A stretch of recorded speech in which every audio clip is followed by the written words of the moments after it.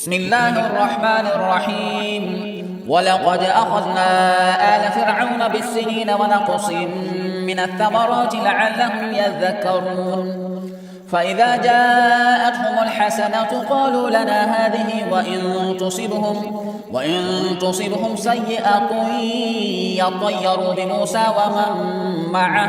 ألا إنما طائرهم عند الله ولكن أكثرهم لا يعلمون وقالوا مهما تأتنا به من آية لتسحرنا بها فما نحن لك بمؤمنين فأرسلنا عليهم الطوفان والجراد والقمل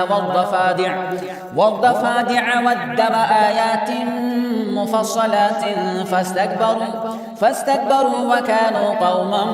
مجرمين ولما وقع عليهم الرجز قالوا يا موسى ادع لنا ربك بما عهد عندك لئن كشفت عنا الرجز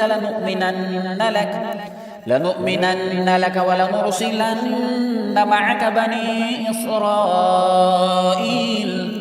فلما كشفنا عنهم الرجز إلى أجل هم بالغوه إذا هم ينكثون فانتقمنا منهم فأغرقناهم في اليم بأنهم كذبوا بآياتنا وكانوا عنها غافلين وأورثنا القوم الذين كانوا يستضعفون مشارق الأرض ومغاربها التي باركنا فيها وتمت كلمة ربك الحسنى على بني إسرائيل بما صبروا ودمرنا ما كان يصنع فرعون وقومه وما كانوا يعرشون وجاوزنا ببني إسرائيل البحر فأتوا على قوم يعكفون على أصنام لهم قالوا يا موسى اجعل لنا إلها كما لهم آلهة قال إنكم قوم تجهلون إن هؤلاء متبر ما هم فيه وباطل ما كانوا يعملون قال غير الله أبغيكم إلها وهو فضلكم على العالمين وإذ أنجيناكم من آل فرعون يسومونكم سوء العذاب يقتلون أبناءكم ويستحيون نساءكم وفي ذلكم بلاء من ربكم عظيم وواعدنا موسى 30 ليلة وأتممناها بعشر فتم ميقات ربه 40 ليلة وقال موسى لأخيه هارون اخلفني في قومي وأصلح ولا تتبع سبيل المفسدين ولما جاء موسى لميقاتنا وكلمه ربه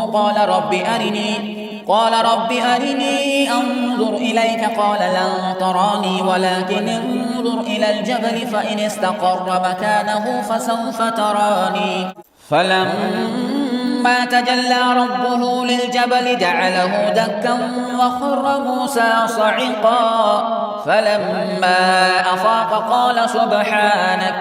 قال سبحانك تبت إليك وأنا أول المؤمنين قال يا موسى إني اصطفيتك على الناس برسالاتي وبكلامي فخذ ما آتيتك وكن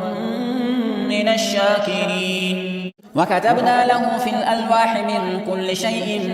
موعظة وتفصيلا لكل شيء فخذها بقوة وأمر قومك يأخذوا بأحسنها سأريكم دار الفاسقين سأصرف عن آياتي الذين يتكبرون في الأرض بغير الحق وإن يروا كل آية لا يؤمنوا بها وإن يروا سبيل الرشد لا يتخذوه سبيلا وإن يروا سبيل الغي يتخذوه سبيلا ذلك بأنهم كذبوا بآياتنا وكانوا عنها غافلين والذين كذبوا بآياتنا ولقاء الآخرة حبطت أعمالهم هل يجزون إلا ما كانوا يعملون